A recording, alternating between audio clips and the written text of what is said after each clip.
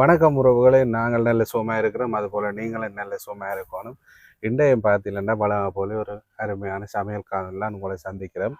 இப்போ பார்த்தீங்கன்னா என்ன மாதிரி ஒரு பனங்காய் சீசன். என்ன பனங்காண்டாலே பனங்காய் பார்த்தாலே பனங்காய் பணியாரம் தான் சொல்லு. பனங்காய் சீசன், பனங்காய் பார்த்தாலே பனங்காய் பணியாரம். பனங்காய் பணியாரம் தான் நாங்கள் இன்றைக்கு சுட்டு காட்ட போகிறோம். அதோட பனங்காயில் வந்து பனங்காய் புட்டு, நிறைய விதமான உணவுகள் எல்லாம் செய்யலாம். நாங்கள் இந்த காணொலியில் பனங்காய் பணியாரம் செய்து காட்ட போகிறோம். அப்போ எங்களோட முறையில் நாங்கள் பனங்காய் பணியாரம் எப்படி செய்கிறோம்ன்றதை நீங்கள் இந்த காணொலி கூட தெரிஞ்சு கொள்ளலாம். அப்போ வாங்க காணொலிக்குள்ள போகலாம்.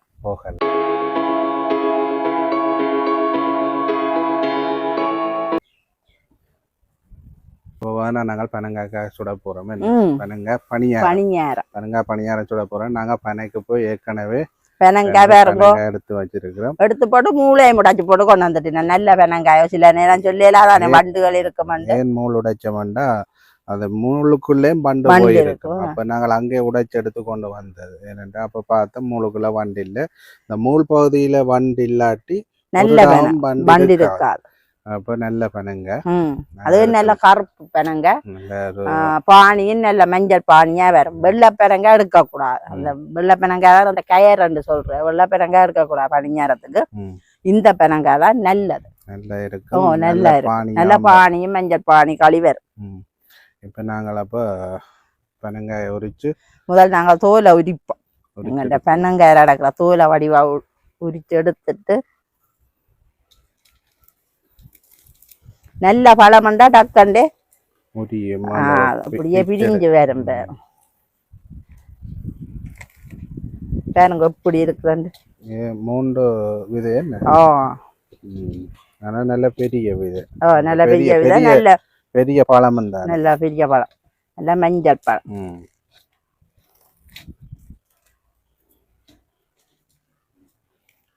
பனங்காய் சுட்டு சாப்பிட்டு நீங்க பனம்பழம். இந்த பனங்காயை பார்த்தால் எங்களுக்கு இந்த 1990, 95ஆம் ஆண்டு காலங்கள் தான் ஞாபகத்துக்கு வருது. என்ன உடுப்பு துவைச்சார் நாங்கள் இடப்பெயர்வுகள்ல அங்கே அந்த இங்கே தென்மராட்சி இதுல உடுப்பு துவைச்சு நல்லா ஊத்த போனாலும் சவுக்காரம் இல்லாத காலத்துல இதைத்தான் பாவிச்சது. அந்த அப்போ வந்து நிறைய அந்த தட்டுப்பாடுகள் தானே பொருட்கள். வந்து வெள்ளை உடுப்புகள் எல்லாம் இதுல துவைச்சா நல்ல வெள்ளையா இருக்கும்.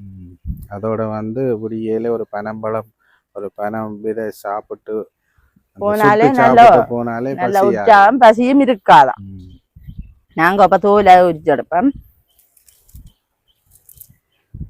தனியாலே ஒரு மனுஷர் வாழலாம். எந்த பொருளும் கழிவில்லை.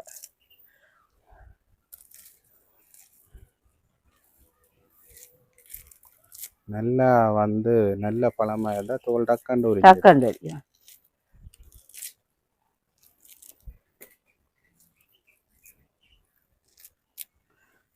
எப்படி இருக்கேன்.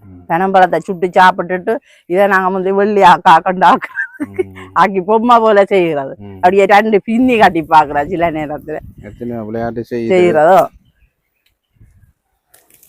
இப்பத்தேல் பிள்ளைகளுங்க பனம்பழம் சுட்டு கொடுத்தா சாப்பிடவே மாட்டேன். அவைக்கு அந்த பனம்பழ சுட்டு சாப்பிடுறதுனாலே அவைக்கு என்னன்னு தெரியா.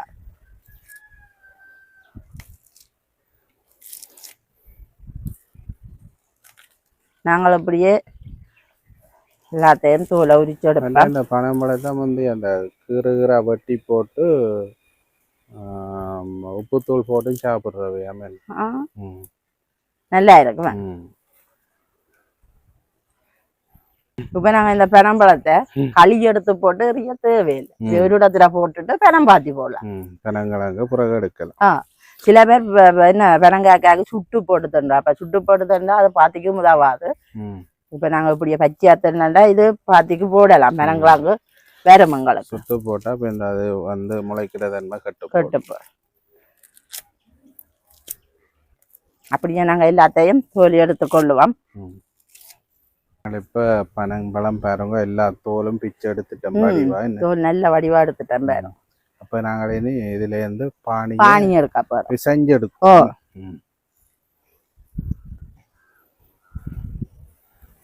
கொஞ்சமா தண்ணி விடணும். கொஞ்சமா தண்ணி விட்டு நல்லா களியா எடுத்தா தான் எங்களுக்கு நல்லா பானி எடுத்தா தான் பெனங்காய்க்காய்க்கு நல்ல சுவையா இருக்கும், மஞ்சளாகவும் இருக்கும். பெனங்காய பழுத்ததை எடுத்து தான் பெனாட்டு புளிகிறது. நிறைய புளிஞ்சு போட்டு தட்டு அப்படியே பின்னி எடுத்து பறன் கட்டி போட்டு போடுவினோம்.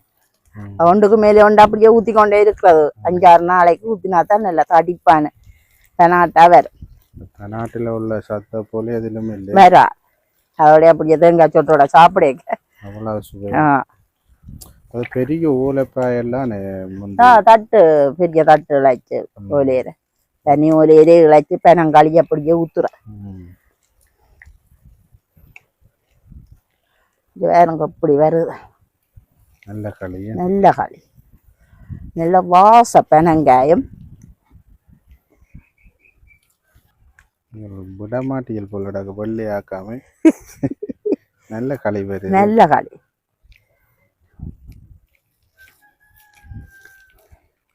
பொடியே பண்டை பொடிஞ்சு ஞாபகம் இருக்குங்க. பெனங்காய வடி வெள்ளி ஆக்கா கண்டு ஆக்கி போட்டு 2 கொஞ்சம் கட்டுறது எல்லாம் பின்னி கட்டுறது. பொம்மை குட்டியோ பொட்டு குழம்பு வச்சு சின்ன செய்தது.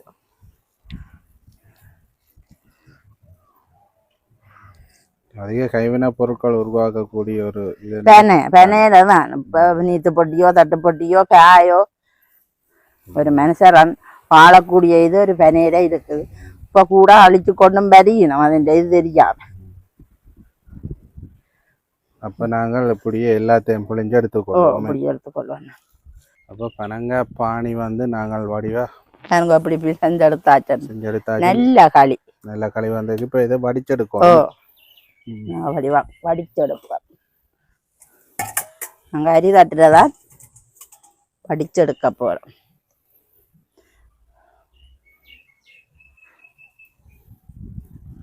நிறைய தும்பு வரும், வடிச்செடுத்து போட்டு தும்பு இல்லாமத்தான் மாவிரை சேர்த்து காய்ச்சி போட்டு மாவிரை போட்டு பிணியாவா.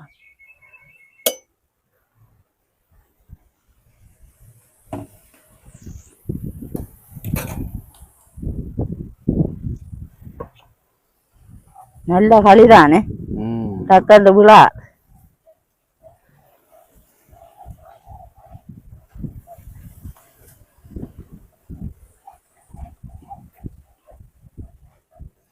அப்படியே வடிச்செடுத்துக்கொள்வோம்.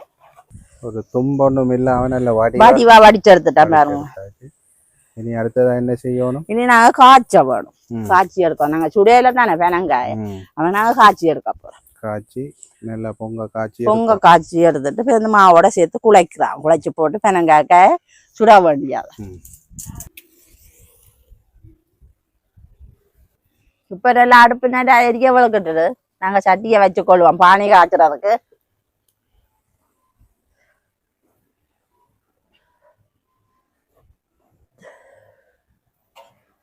சட்டியை இப்ப சூடாகட்டும். சட்டி நல்லா சூடாயிட்டு நாங்க இப்ப பானிய இட்டு கொள்ளுவோம் காய்ச்சறதுக்கு.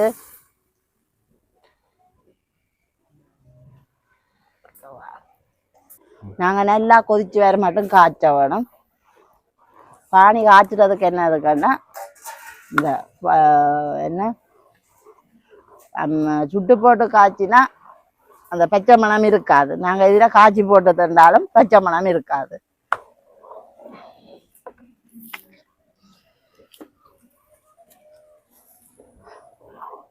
நல்லா கொதிச்சு வரட்டும். எங்களுக்கு பானி நல்லா கொதிச்சு வந்தாத்தான் இறக்கி மாவோட கலந்து கொள்ளலாம்.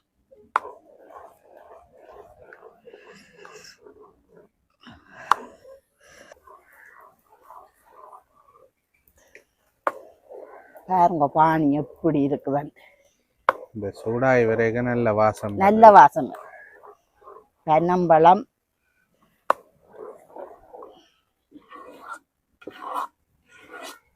இப்ப இந்த பெனங்காய் பானிக்கு கொஞ்சம் உப்பு சேர்த்துக்கொள்ள போறோம். அந்த இனிப்பு தன்மை நல்லா இருக்கும். உப்பை இப்ப சேர்த்துக்கொண்டா பெனங்காய்க்காய்.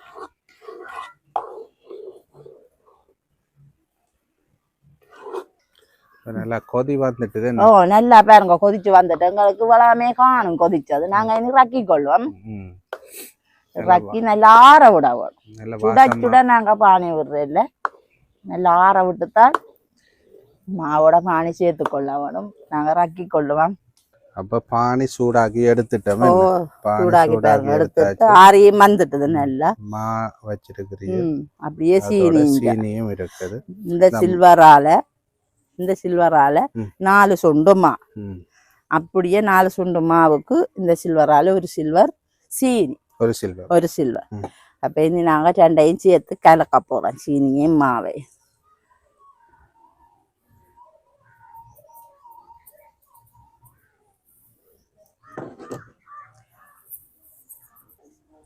ரெண்டையும் சேர்த்து கலந்து கொள்ளுவேன் நல்லா.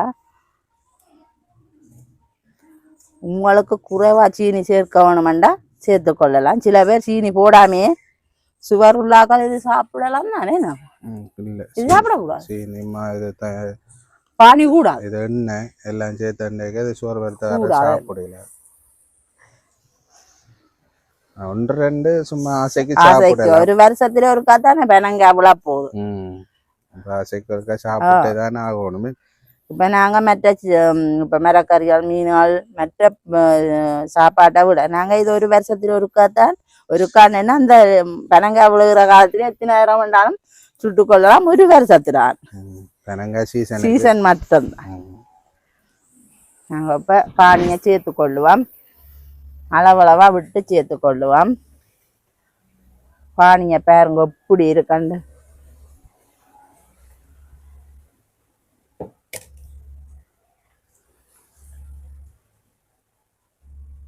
நாங்கள் அப்படியே வடிவாக கலந்து கொள்ளுவோம்.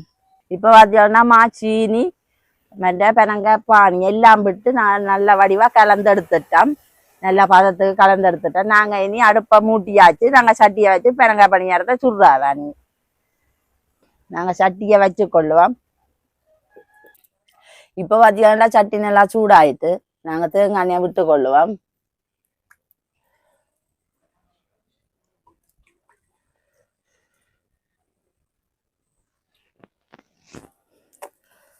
எண்ணெய் நல்லா சூடாகட்டும்.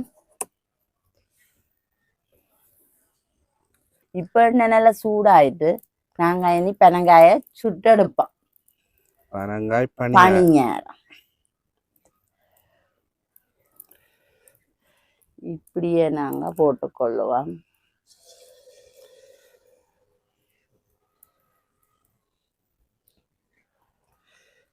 அளவளவான உருண்டையா நாங்க போட்டுக்கொள்ளுவோம்.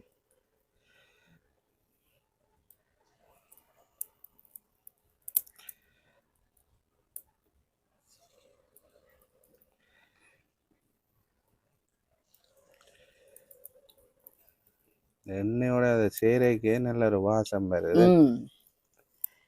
பனங்காய் வாசம்.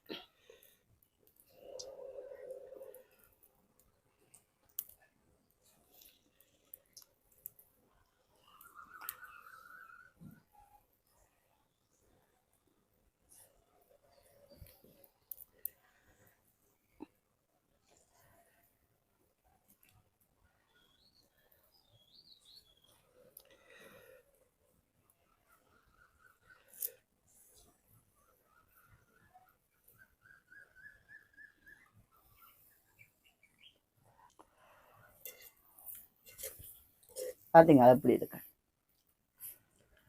பனங்காய் பணியாரம் பொங்கி நல்லா மேல வந்து.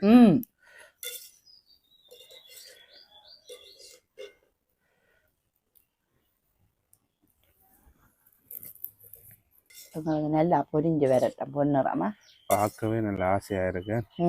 பனங்காய் பணியாரத்துல எப்படி மாதிரி வால் போல வரும் பாருங்க. வால் போல அந்த சுவை இருக்கு. பனங்காய் பணியாரத்தை போல ஒரு சுவை இந்த பலகாரம் வராது. அந்த பெனங்காய் விழுந்த உடனே பெனங்காய் பணியாரம் தான் கண்டு வரும். வெறுப்பு இல்லாம சாப்பிடலாம்.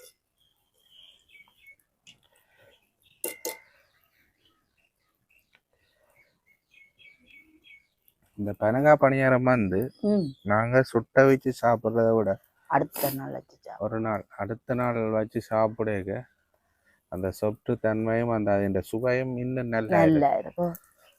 புளியாஞ்சியை வச்சுட்டு 3 நாளைக்கு இருக்குமே என்ன 3 நாள் 3 நாள் ஒரு கிழமைக்கு இருக்கும். அந்த முந்தைய அந்த மாட்டுத்தாள் பேப்பர் அந்த மன்ற பேப்பர் வேறு சுத்தி வச்சா எண்ணெயெல்லாம் அப்படியோ எண்ணெயே இருக்காது, அந்த பேப்பரே போடும். ஒரு 3-4 நாளைக்கு இருக்கும். நல்ல பொன்னிறமா வந்துட்டு நல்ல பொன்னிறமா வந்துட்டு நாங்க ரக்கி கொள்ளுவோம்.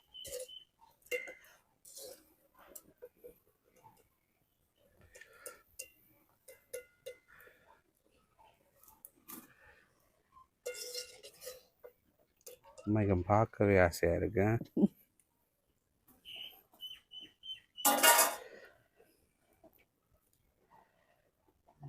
நாங்க அப்படியே 2ஆம் முறையும் என்னைக்க நாங்க பெனங்காய் பணியாரத்தை போட்டு எடுப்போம் பொரிச்சு.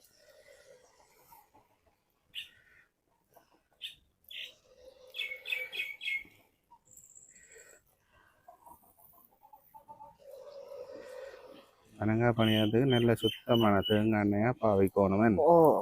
இந்த தேங்காய் எண்ணெய் வருது அந்த எண்ணெய் முன்னாடி இருக்குதானே. சிலது கலப்படமான எண்ணெய் வருது, அதுல சுவையும் வித்தியாசம், மற்றது அப்படியே பொங்கி மேல வருது என்ன நல்ல நுரைச்ச மாதிரி.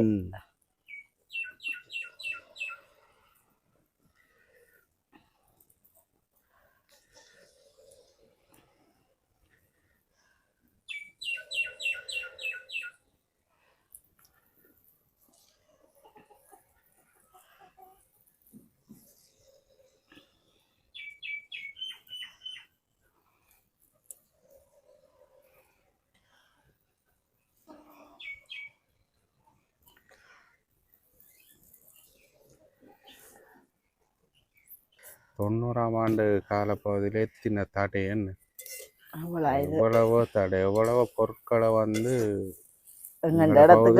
காண கிடைக்காது. அந்த காலப்பகுதியில் எத்தனை தடை போட்டாலும் சில விஷயங்களுக்கு தடையை உடைச்சு கொடுத்ததுண்டா இந்த பனங்காய் பொருட்கள். பனியால வந்து எல்லா பொருளும் தான் எங்களுக்கு உதவினா, பனியோலை, பனைமரம், அப்படியே எரிக்கிறதுக்கு உறவுகள், எல்லா விஷயத்தால் அப்படியே உயிரை காப்பாத்துறதுல இருந்து சாப்பாடு உணவுல இருந்து எல்லாத்துக்கும் நாங்கள் பனையை நம்பி ஒரு மனிதர் வடிவா வாழலாம். பனை உதவினாண்டே சொல்லலாம், இதுதான் உண்மை.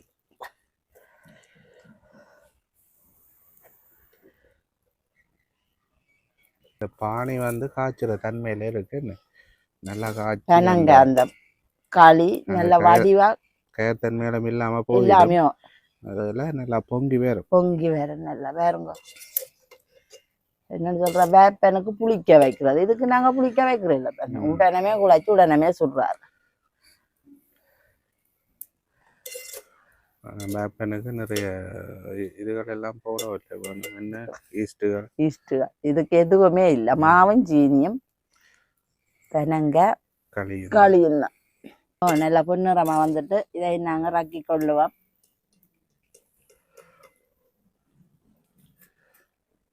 நீத்துப்பட்டிக்கு நாங்க போட்டு வைக்கிறாங்க சொல்லுங்க. எண்ணெய் நல்லா வடிஞ்சு கொடுக்கும். எண்ணெய் நல்லா வடிஞ்சு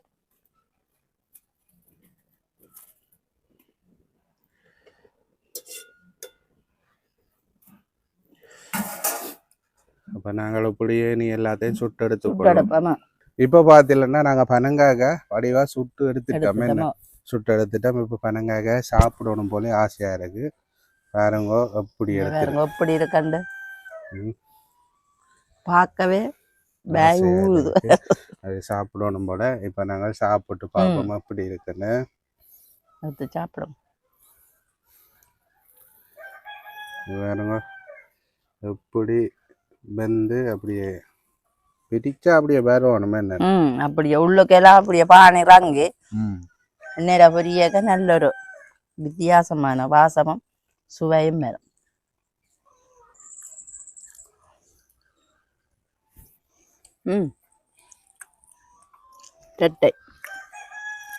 இது வந்து தேத்தண்ணியோட சாப்பிட நல்லா இருக்கும் என்ன. அவசரத்துல அப்படியே சாப்பிட்டு காட்டுறோம், பொழுதும் பட்டு கொண்டு இருக்கு. உண்மைக்கும் தரமா இருக்கு என்ன.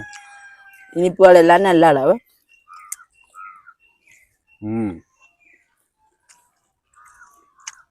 ஒரு சலிக்காம சாப்பிட்டு கொண்டு இருக்கக்கூடிய ஒரு இனிப்பு வகையான ஒரு பணியாரம் என்றால் அந்த பனங்காய் பணியாரத்தை சொல்லலாம். இந்த பனங்காய் சீசன் காலங்களில் உடனே பனங்காய் பணியாரம் ஞாபகத்துக்கு வரும்.